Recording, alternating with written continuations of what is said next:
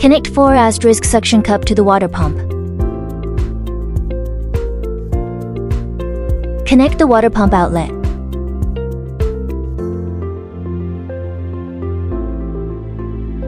Install the diverter valve to the water pump outlet.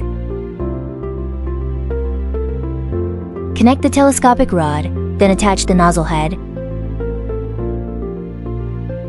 There are 3 nozzle modes: 2 single-layer spray modes and 1 double-layer spray mode for selection. Dual flow control. Control spray size and adjust water flow as needed.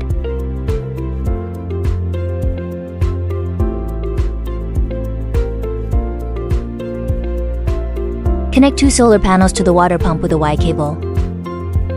Connect the water pump to the solar panels. Note: all waterproof nuts must be tightened to prevent water from entering.